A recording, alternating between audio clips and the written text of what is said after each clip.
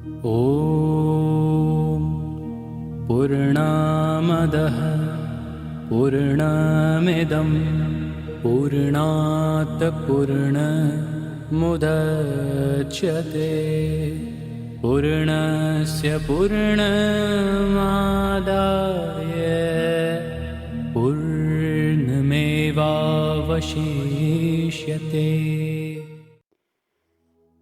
Hare Krishna, muy buenas tardes. Muchas gracias por conectaros para esta clase de Sri Ishopanishad.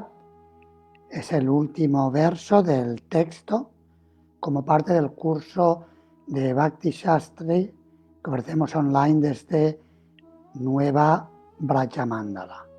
El otro día dijimos que sería la última, pero en realidad será la penúltima, es la última de los textos, pero el martes próximo tendremos una clase de repaso para poder que podáis hacer las preguntas que hayan quedado pendientes y también para prepararnos para la evaluación. El mantra 18 que vamos a leer hoy completa las oraciones de los últimos 4 mantras y comentábamos en la clase anterior, hace 2 días, que los 2 últimos mantras son oraciones pidiendo la misericordia del Señor en el momento de morir, en el momento final. El mantra 18 dice así: Akne naya supataraye asman vishvani deva vayunani vidvan yuyodiasmak yuhuran ammeno bujishtam te nama uktim videma. Y es una oración en la que el devoto le pide al Señor que elimine los obstáculos en su camino. Oh mi Señor, poderoso como el fuego, oh omnipotente, ahora te ofrezco todas mis reverencias y caigo al piso a tus pies. Oh mi Señor, por favor guíame por el sendero correcto que lleva a ti. Y ya que sabes todo lo que he hecho en el pasado, libérame por favor de las reacciones de mis pecados pasados para que no haya obstáculo en mi avance. El significado de Srila Prabhupada iremos leyendo y comentando como solemos hacer habitualmente. Al entregarse e implorar la misericordia sin causa del Señor, el devoto puede avanzar en el sendero de la completa autorrealización. El Señor recibe el trato de fuego porque puede reducirlo todo a cenizas, incluso los pecados del alma entregada. Como ya se describió en los mantras anteriores, el aspecto verdadero o último del absoluto es su aspecto como la personalidad de Dios. Su aspecto impersonal de Brahmajyoti es un resplandor que cubre su cara. Las actividades fruitivas, o sea, el sendero Karma Kanda de la autorrealización, son la etapa más baja que hay en este intento. Tan pronto como estas actividades se desvían, aunque sea un poco, de los principios regulativos de los Vedas, se transforman en vikarma, o sea, actos que van en contra de los intereses del ejecutor. La entidad viviente ilusionada incurre en ese vikarma con la única intención de satisfacer sus sentidos. Y de esta manera, esas actividades se vuelven obstáculos en el sendero de la autorrealización. A veces hemos escuchado que en el camino espiritual tenemos que ser muy cuidadosos. Srila Prabhupada da el ejemplo citado de uno de los Upanishads, que es como usar una navaja afilada. Con una navaja afilada podemos afeitarnos muy bien, como hice yo esta mañana, o bien, si no somos cuidadosos, nos podemos cortar y hacer daño. Yo recuerdo una cosa que me impresionó en los primeros tiempos que vivía en el templo. En aquella época usábamos cuchillas de afeitar de estas Gillette de las antiguas, de una hoja solo. No era como ahora que tienen estas cuchillas que son súper seguras y que hay 3 o 4 cuchillas, pero que están muy bien estructuradas y rara vez cortan. Y me acuerdo que había un devoto afeitando a otro y había más sangre que piel en la cabeza. O sea, aquello me impresionó bastante. Digo, uy, yo no quisiera estar en... Pensé, con ese no me afeito, porque me iba a dejar la cabeza como una carretera. Así que el hecho es que debemos ser cuidadosos cuando utilizamos un elemento cortante, cuando trabajamos con cuchillas, cuando trabajamos con cristal, también es peligroso. Si los cristales se rompen, podemos hacernos daño. O también, siguiendo el ejemplo de este verso, que compara al Señor con el fuego, cuando trabajamos con fuego. Hay que ser sumamente cuidadoso. Lo vemos también en los carpinteros. A veces puedes reconocer un carpintero cuando le ves las manos, porque le falta un dedo o una parte de un dedo, y es porque trabaja con máquinas muy peligrosas, muy delicadas. Un pequeño descuido puede causar el caos. En la vida espiritual ocurre lo mismo y por eso a veces también escuchamos que debemos caminar por el sendero correcto, como el devoto le ora al Señor que le guíe por el sendero correcto que lleva a él, porque si empezamos a desviarnos, nos desviamos un poquito, y conforme pasa el tiempo, si no rectificamos, nos desviamos más y más y más, y al final estamos lejísimos del camino. Y luego pues, sí se puede rectificar, pero es mucho más duro, más difícil. Así que ese es el primer punto, que hay que tener mucho cuidado. En la forma humana de vida es posible alcanzar la autorrealización, mas no en las otras formas. Hay 8.400.000 especies o formas de vida, y entre ellas la forma humana calificada gracias a la cultura brahmínica presenta la única posibilidad de adquirir conocimiento acerca de la trascendencia. La cultura brahmínica incluye la veracidad, el control de los sentidos, la paciencia, la sencillez, el conocimiento completo y la fe total en Dios. No se trata simplemente de estar orgulloso de una ascendencia elevada. Ser el hijo de un brahmana brinda la oportunidad de volverse un brahmana, así como ser el hijo de una gran persona brinda la posibilidad de volverse una gran persona. Suelen decir de tal palo, tal astilla. Esa posibilidad está ahí por asociación, pero no siempre será el caso. Sin embargo, esos derechos de nacimiento no lo son todo, porque todavía falta que uno desarrolle las aptitudes brahmínicas. En el momento que uno se enorgullece de haber nacido como el hijo de un brahmana y descuida adquirir las aptitudes de un verdadero brahmana, se degrada de inmediato y cae del sendero de la autorrealización.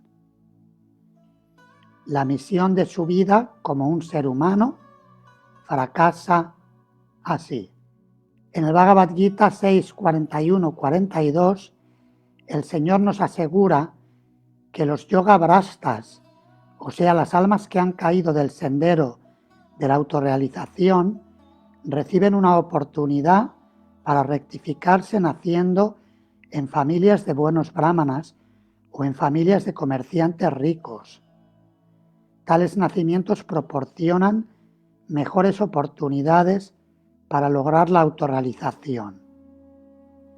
Si alguien desaprovecha esas oportunidades debido a la ilusión, pierde la gran oportunidad que ofrece la vida humana brindada por el Señor Todopoderoso.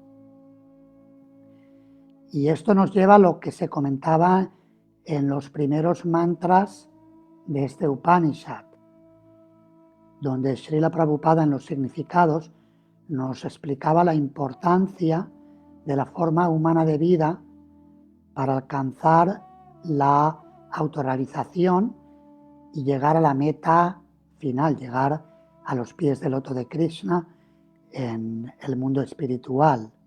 Y en este mantra el devoto está orando para que cualquier limitaciones que pueda tener en su camino sean rectificadas por el misericordioso Señor. Esa es la oración, y por eso Srila Prabhupada en el significado nos está hablando acerca de los yoga brastas que se describen en el capítulo 6 del Bhagavad Gita, respondiendo a la pregunta que le planteó a Arjuna acerca de qué le ocurre a una persona que sigue el camino espiritual pero que no alcanza la meta. Y le pregunta, ¿no perece como una nube que se queda ahí perdida en el cielo? Que no está ni en el mundo material ni en el mundo espiritual. ¿No es eso una desgracia tremenda? No tiene ni la materia ni tiene la trascendencia. Esa es la duda que tiene Arjuna y le pide a Krishna que la disipe. Esta será la segunda parte de esta clase sobre el verso 18 del Sri Ishopanishad. Estábamos comentando sobre los yoga brastas, respondiendo a la pregunta que planteaba Arjuna acerca de los devotos o espiritualistas que no completan su camino en esta vida, que caen, y Krishna le dice a Arjuna que no se preocupe, que va a poder continuar en su próxima vida. Si no avanzó mucho, irá a planetas superiores y luego nacerá en una familia culta, adinerada, en la cual no tendrá que luchar mucho por la existencia y podrá recibir una educación que le permita dedicarse a la vida espiritual. Y en el caso de que haya avanzado mucho, pero aún así no haya completado su camino espiritual, nacerá en una familia de trascendentalistas y desde ahí podrá seguir progresando.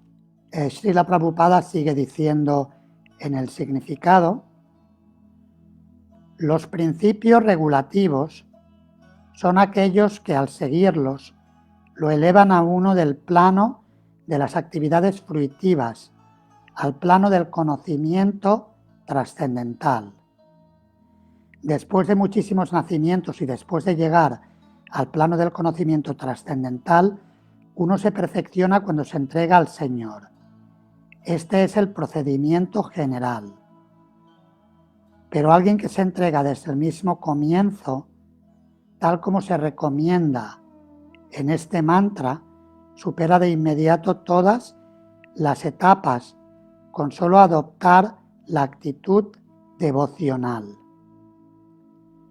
Como se afirma en el Bhagavad Gita 18, 66, el Señor se hace cargo inmediatamente de esa alma entregada y la libera de las reacciones de sus actos pecaminosos. En las actividades Karma Kanda hay muchas reacciones pecaminosas implicadas. Y en el Jnana Kanda, el sendero del desarrollo filosófico, el número de dichas actividades pecaminosas es menor. Sin embargo, en el servicio devocional al Señor, el sendero del Bhakti, prácticamente no hay oportunidad de incurrir en reacciones pecaminosas. El devoto del Señor consigue todas las buenas cualidades del Señor mismo.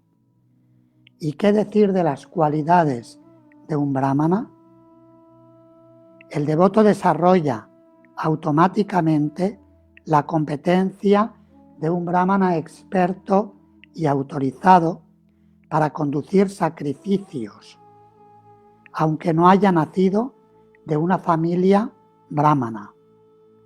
Así de grandiosa es la omnipotencia del Señor.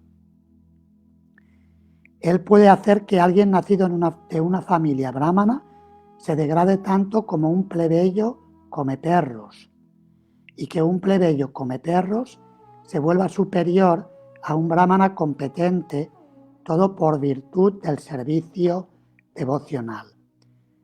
Recordaréis la historia del brahmana y el zapatero, ¿verdad? ¿Recordáis? Cómo el brahmana, ambos se encontraron con el sabio Narada y le preguntaron acerca de cuál va a ser su destino.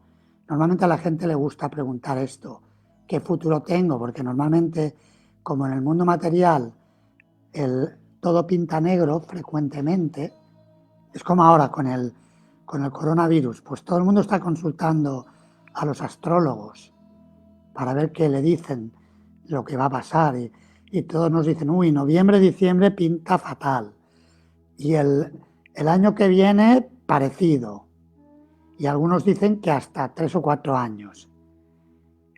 Así que ambos le preguntaron a Narada Muni acerca de cuál iba a ser su destino. El brahmana, que lamentablemente era muy orgulloso y por tanto no estaba cultivando de un modo ejemplar la cultura brahmínica, esperaba que Narada Muni le dijera pues que esta vida era la última, que acababa rápido. Mientras que los zapateros, sabéis que trabajan con piel y se considera, en la cultura védica, se considera algo bajo porque está trabajando con piel de animales muertos, muchas veces piel que proviene de las vacas, significa, es verdad que antiguamente a veces se sacaba la piel del animal que moría de forma natural, pero en Kali Yuga no te puedes fiar. Incluso en la India hoy en día tristemente hay mucha matanza de vacas. Es uno de los países del mundo donde más vacas se matan paradójicamente. Así que el zapatero a los zapateros se les considera personas poco consideradas en la tradición védica. Sin embargo, este zapatero tenía una conciencia sublime, era un devoto de Krishna. Por circunstancias de la vida, eso era lo que había aprendido del trabajo que tenía, no tenía otro trabajo, estaba haciendo esa actividad, pero él estaba absorto en Krishna y apreciaba mucho las actividades maravillosas de Krishna cuando escuchaba hablar de ellas. Cuando Narada Muni regresó y primero se entrevistó de nuevo con el brahmana y cuando el brahmana le preguntó todo todo orgulloso, esperando que le diera buenas noticias. Y cuando le preguntó qué había dicho el señor Narayana, Narada Muni le dijo: me ha dicho que tantas vidas como llevas estudiando las escrituras védicas, haciendo sacrificios, ceremonias rituales y penitencias, tantísimas vidas vas a tener que regresar y seguir haciendo lo mismo. Al brahmana esto no le gustó en absoluto. De hecho se molestó y le preguntó qué era lo que estaba haciendo el señor. Y Narada Muni le dijo: mi señor estaba pasando un elefante por el ojo de una aguja. Y el brahmana ya empezó a dudar, a cuestionar a Narada Muni, pero ¿eso cómo va a ser? ¿Cómo es posible? ¿Quién puede pasar un elefante por el ojo de una aguja? Y prácticamente hablando ofendió a Narada Muni, y eso confirmó lo que le había predicho. Mientras que el zapatero, cuando escuchó la predicción de que tenía que volver a este mundo, el zapatero trabajaba debajo de un árbol de los banianos que tenía incontables hojas, muchas hojas. Le dijo: tantas hojas como tiene este árbol, dice mi señor, que tú vas a tener que nacer en este mundo. Y el zapatero se puso contentísimo, porque ya vio luz al final del túnel. Dijo: por fin me voy a encontrar con mi señor directamente. Y hay un límite. Y cuando escuchó que el señor estaba pasando un elefante por el ojo de una aguja, se emocionó todavía más y empezó a llorar de alegría, sintiendo gran dicha, escuchando acerca de las actividades maravillosas de Narayana, de Krishna. Y cuando Narada Muni le dijo: ¿tú te crees que eso es posible? Porque antes me he encontrado con un brahmana supuestamente erudito que no creía. ¿Cómo te crees tú esto? Y dijo: claro, ¿cómo no voy a creerlo? Si él puede colocar dentro de una semilla tan pequeña, puede colocar un gigantesco árbol como este, tan grande que prácticamente podemos montar un mercado bajo la sombra del árbol, y ese árbol produce tantas semillas que producen tantos árboles más, ¿cómo no va a poder mi señor hacer algo para que el elefante pase por el ojo de una aguja? ¿Cuál es la dificultad? Cuando terminó de decir esto, se empezó a levantar un viento muy fuerte. Gradualmente se fue levantando viento, y voló todas las hojas del árbol y solamente quedó una hojita colgando, lo cual indicaba que por su devoción, su entrega y por la misericordia del Señor, a pesar de que era un pobre zapatero que trabajaba con piel, iba a alcanzar la liberación y el regreso al mundo espiritual en esa misma vida. Y esto ilustra esta afirmación de Srila Prabhupada.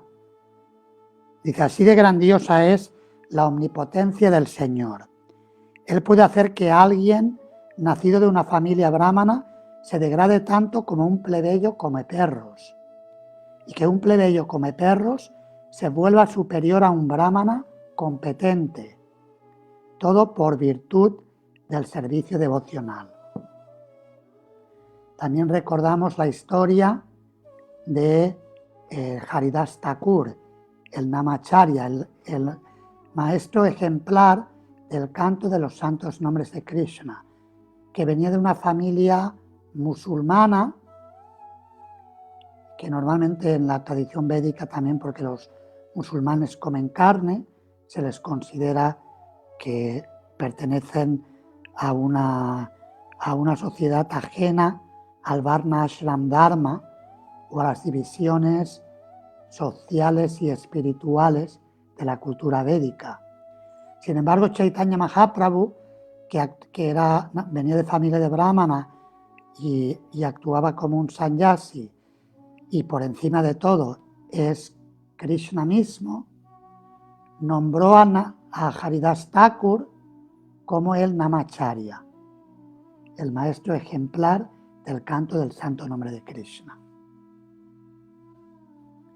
Y así hay tantísimos ejemplos. Puesto que el Señor Omnipotente está situado en el corazón de todos, puede instruir a sus devotos sinceros para que encuentren el sendero correcto. Aun cuando el devoto desee alguna otra cosa, el Señor le ofrece especialmente esas instrucciones. Con respecto a los demás, el Señor les deja hacer lo suyo por su cuenta y riesgo solamente. Porque los demás se refiere a personas que no son devotas, es decir, yogis que no son devotos, o gyanis, filósofos, ascetas que no son devotos, o trabajadores furitivos, incluso si son personas piadosas. Al no ser devotas, esas personas se mueven por su cuenta y riesgo. Es como viajar con un coche sin seguro. Eso es peligroso. Si viajas con un coche tienes que tener un seguro. Es importante. Así que el proceso del servicio devocional es el seguro que protege a la persona que se entrega a Krishna. Krishna siempre le ayuda y siempre está ahí para protegerle, para ayudarle a rectificar, como dice el verso, desde el corazón y para enviarle a alguien, le guía desde dentro, desde el corazón, y le envía a alguien desde fuera que también le guíe y le ayude a encaminarse de nuevo por el buen camino, como le ocurrió, por ejemplo, a Yamil. A Yamil, que había sido un brahmana en su juventud, pero que por malas compañías se degradó y vivió una vida mala, una vida de delincuencia, una vida pecaminosa. Pero al final de su vida, porque en su juventud había practicado servicio devocional, lo cual le llevó a darle a su hijo menor el nombre de Narayana, pudo cantar el santo nombre de Narayana cuando los Yamadutas, los mensajeros de la muerte, venían para castigarle. Así que el proceso del servicio devocional tiene ese poder de autorrectificar. Nos corrige, nos rectifica. Por eso también lo dice el Néctar de la Devoción, que el proceso del Bhakti no requiere, aparte, un método de expiación si cometemos algunos errores o si tenemos accidentes en el camino espiritual, sino que se trata de reactivar en la práctica del Bhakti, reforzarla, y eso mismo actúa como un proceso de purificación. Vamos a atender a las preguntas que vayáis haciendo. Y nos pregunta Karuna Shakti Devidasi desde México: si nuestro misericordioso Señor nos libera de las reacciones de nuestros pecados, ¿qué pasa con las entidades contra quienes los hemos cometido? Contextualizando, cuando era niña escuchaba las historias de santos católicos que se habían convertido en santos después de haber sido ladrones o peores cosas. También hay historias védicas de lo mismo. Por ejemplo, Valmiki, el autor del Ramayana, Anteriormente había sido un cazador malvado. Y por la misericordia del santo nombre de Rama y del sabio Narada Muni, que fue su guru quien lo liberó, se convirtió en el instrumento para glorificar las maravillosas actividades de Sri Ramachandra. Y tuvo la fortuna de dar refugio en su ashram a la diosa de la fortuna misma, Srimati Sita Devi, la consorte eterna del señor Ramachandra.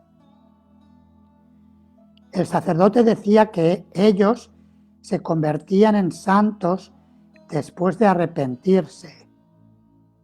Sin embargo, yo siempre pensaba que eso era injusto contra quienes él lastimó en el proceso, porque ¿qué pasa con todas las víctimas de sus actos?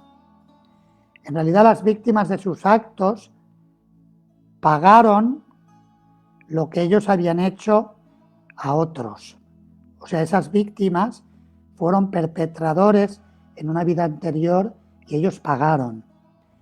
Y ese santo que se arrepintió y que con el corazón roto lloró ante el Señor por las fechorías que había cometido y sinceramente dijo: mi Señor, nunca volveré a hacer algo así. Y de verdad actuó en ese camino y rectificó, recibió la misericordia del Señor y con esa misericordia que recibió, luego benefició a muchas más personas que las que lastimó antes de ser santo. Si no hubiera rectificado, hubiera tenido que pagar, igual que pagaron esas víctimas que anteriormente fueron perpetradores. Por supuesto, eso no justifica el decir, bueno, pues ahora si a alguien le pasa algo grave, pues tú fuiste un perpetrador. Por supuesto, eso no sería una buena actitud. Estamos hablando desde un punto de vista filosófico del por qué esas víctimas sufrieron esos actos. En realidad, esa persona que actuó de un modo malvado lo hizo como instrumento de la naturaleza material para devolverle el karma a esa persona. Cuando alguien se entrega completamente a Krishna, ya paga todo, porque paga más de lo que debe. Como pagó más de lo que debe, también esas personas, esas víctimas, recibirán su remuneración a su debido tiempo. Porque alguien que se entrega completamente a Krishna tiene el poder de liberar a todo el universo. Así lo explican en diferentes partes de la literatura Gaudiya Vaishnava. Se explica este principio, cómo los devotos reciben el poder de Sri Chaitanya Mahaprabhu para liberar a las almas condicionadas. Espero haber respondido a la pregunta. Si no, puede solicitar mayor aclaración. Bhaktin Rosa nos pregunta desde aquí de Nueva Brayamándala: yo tenía la idea que esta vida no es suficiente para mi evolución espiritual. Generalmente toma varias vidas, pero si usted se entrega plenamente a Krishna, en esta vida puede volver sin ningún tipo de problemas. Por la misericordia del Señor y por la misericordia de sus devotos. Seguimos leyendo. Sin embargo, en el caso del devoto, el Señor lo guía de manera que nunca actúe equivocadamente. En el Srimad Bhagavatam 1.5.42 se dice: Svapadamulam vajata priyasya tyaktanya bhavasya hari pareshaha vikarma yachot patitam katanchit lunoti sarvam riddhi sannivishta. El Señor es tan bondadoso con su devoto que aunque éste caiga a veces en el embrollo de vikarma, los actos que van en contra de las instrucciones védicas, el Señor enseguida rectifica en el corazón los errores del devoto. Esto ocurre porque el Señor quiere mucho a sus devotos y utiliza el término en sánscrito en este verso citado, priyasya. Priyasya quiere decir que los devotos son muy queridos para Krishna, igual que un padre o una madre aman a sus hijos y si se desvían van a hacer todo lo posible por ayudarles a rectificar. En el caso de Krishna, inmediatamente actúa para rectificar al devoto. Dice Nitai Charanaravinda Prabhu que Bhakti Rakshak Sridhar Deva Swami Maharaj, hermano espiritual de Srila Prabhupada, hablaba de 100 vidas practicando vida espiritual para ser un buen devoto. Sí, normalmente toma vidas, se habla de vidas de servicio devocional, pero tampoco sabemos cuántas vidas llevamos. No es que ahora decimos, bueno, 100 vidas me lo tomo con calma, sino que de lo que se trata es de comprometernos y entregarnos. Y si nos entregamos, Krishna puede hacer lo imposible. Como el que ya lleva 101 vidas y se lo toma con demasiada calma, pues a lo mejor le quedan 100 más, no es que es una ley.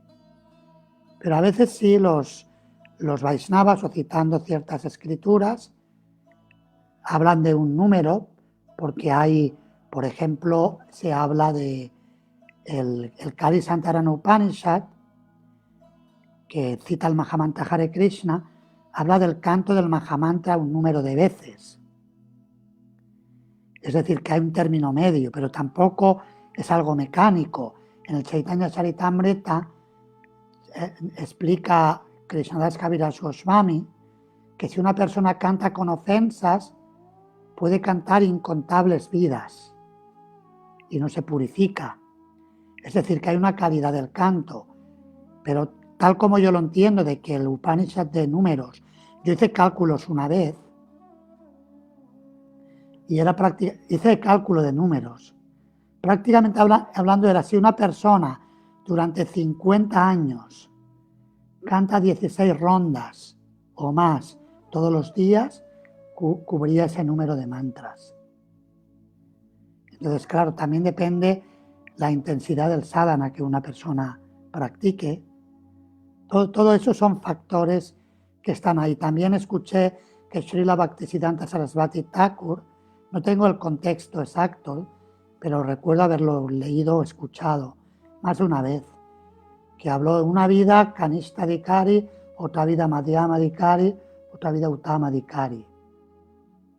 O sea, como que generalmente es algo que cuesta la purificación, lleva su proceso. Así que es importante entregarnos. ¿Que nos quedan vidas? Pues no pasa nada.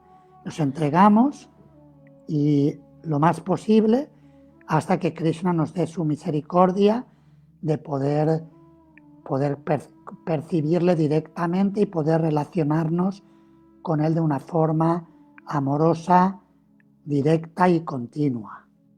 En este mantra el devoto le ruega al Señor que lo rectifique internamente en el corazón. Errar es humano. El alma condicionada es muy a menudo susceptible a cometer errores y la única medida correctiva para esos pecados desconocidos es abandonarse a los pies del loto del Señor para que pueda guiarlo. Porque muchas veces nosotros ni sabemos las fechorías que hemos hecho. Si supiéramos las fechorías que hemos hecho en vidas pasadas, nos hundiríamos en la tierra, diríamos, tierra, trágame, pero de cabeza, o sea, bien profundo. Yo solamente no os voy a contar algunas de las fechorías que hacía de niño con insectos, matándolos y torturándolos. Era un cruel sinvergüenza, un demonio. Era un niño, pero se comportaba como un demonio, matando insectos, jugando. O sea, era algo tan terrible. Pero qué decir de si recordáramos todas las fechorías de una forma directa, más consciente, más... Incluso ahora yo puedo recordar esas fechorías como de lejos, como que Krishna está misericordioso, que nos pone una esponja, nos suaviza la memoria, de modo que podamos sobrellevarlo. Patiprana Devidasi nos pregunta que este significado me recuerda el pasatiempo donde los brahmanas se negaron a darle comida a Krishna y a los vaqueritos, aunque eran avanzados en el conocimiento védico. En ese momento no pudieron rendirse a Krishna. Es muy buen ejemplo, sí, así es, mientras que las esposas de los brahmanas sí que salieron, incluso en contra de la voluntad de sus maridos, salieron a llevarle alimentos a Krishna y a Balaram. Y eso hizo que Krishna y Balaram se sintieran satisfechos y luego que sus esposos se arrepintieran viendo el buen ejemplo de sus sabias esposas y rectificaran su mala actitud. El alma condicionada es muy a menudo susceptible a cometer errores y la única medida correctiva para esos pecados desconocidos es abandonarse a los pies del loto del Señor para que pueda guiarlo. El Señor se hace cargo de las almas completamente entregadas. Así todos los problemas se solucionan al entregarse al Señor y obrar en función de las instrucciones del Señor. El devoto sincero recibe esas instrucciones de dos maneras. Y atención con esto es muy importante, dos maneras de recibir instrucciones de Krishna. Una es por vía de los santos, las escrituras y el maestro espiritual. Esto lo explica Narottam Das Thakur. Sadhu Shastra Guru Vakya Chitete Koriya Aikya. Haz que las palabras de los santos, de los devotos, de las escrituras y del maestro espiritual se conviertan el tesoro de tu corazón. De esa manera recibimos la guía de Krishna. Y la otra es por vía del Señor mismo, quien reside internamente en el corazón de todos. El devoto queda así protegido en todo aspecto. Krishna muchas veces nos habla y nos dice lo que tenemos que hacer. Luego, por supuesto, es bueno verificarlo con Sadhu Shastra Guru, con el maestro espiritual, con los devotos y con las escrituras.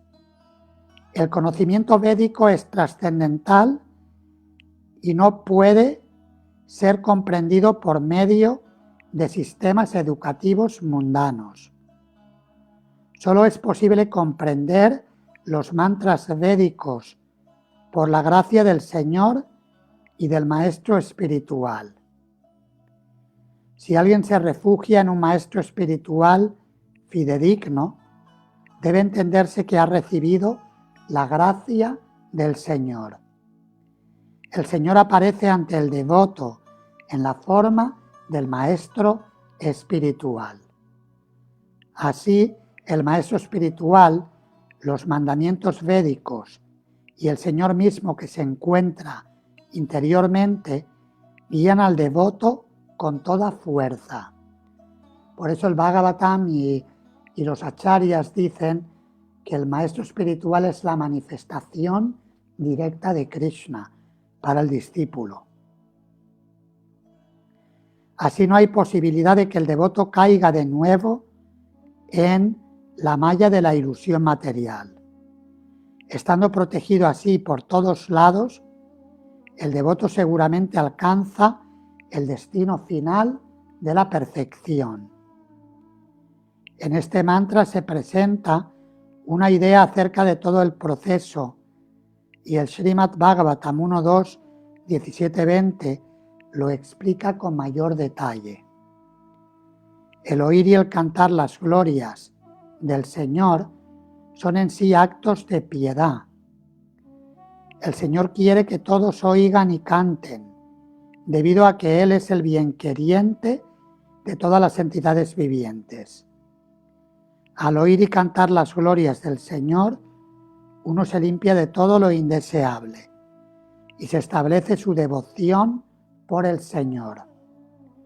Cuando llega a ese punto, el devoto desarrolla la competencia de un brahmana y desaparecen por completo las reacciones resultantes de las modalidades inferiores de la naturaleza, es decir, la pasión y la ignorancia.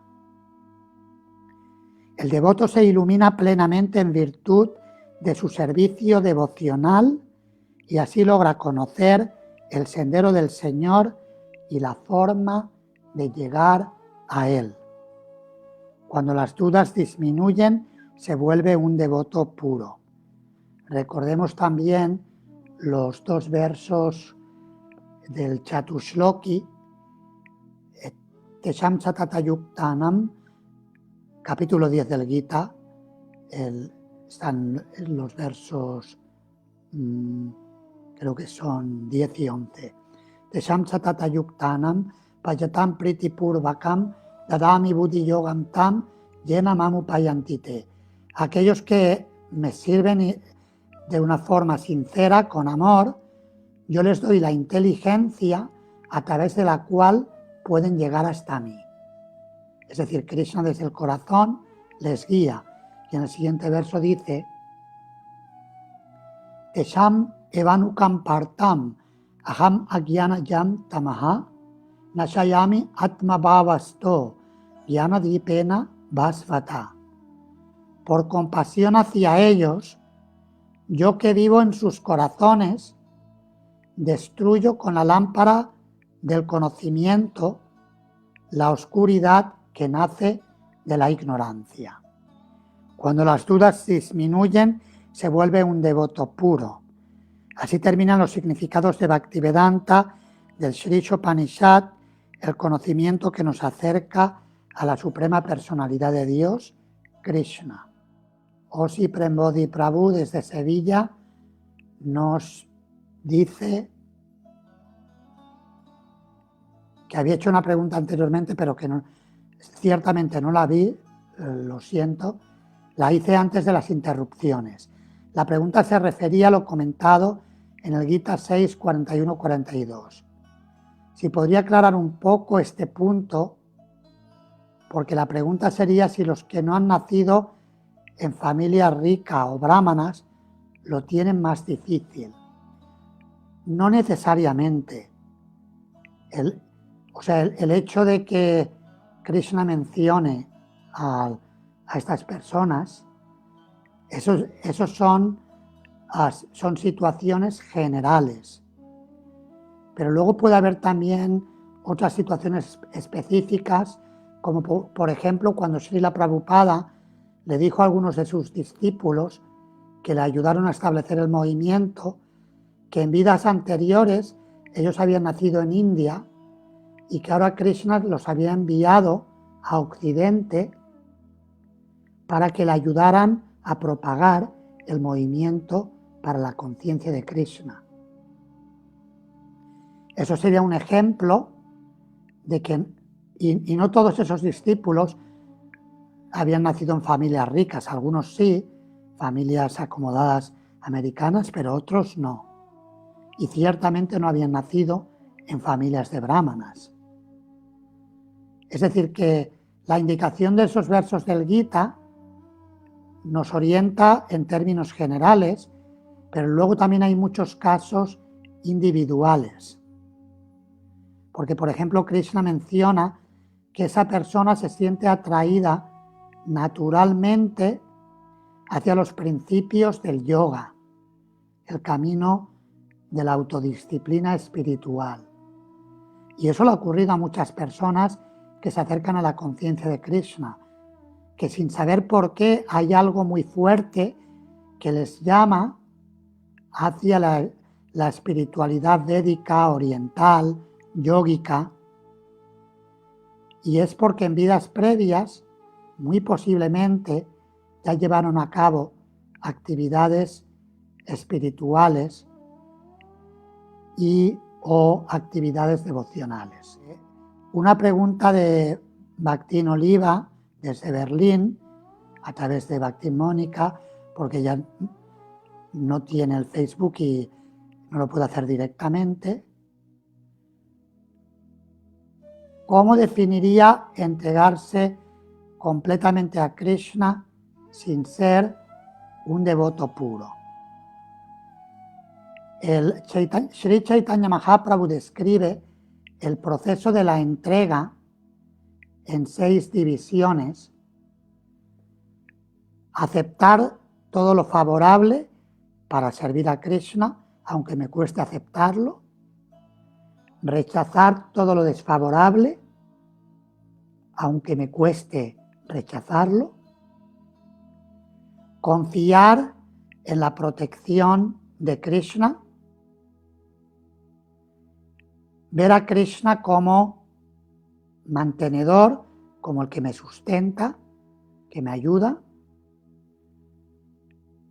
aceptar la voluntad de Krishna, es decir, no tener intereses distintos de los de Krishna, y siempre cultivar el espíritu de servicio humilde, no solamente a Krishna, sino a todas las personas como partes integrales de Krishna.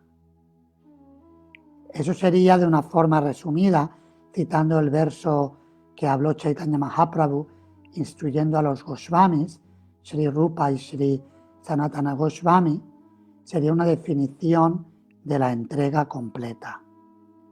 Significa que no necesariamente me resulta fácil, pero aún así lo hago porque quiero entregarme.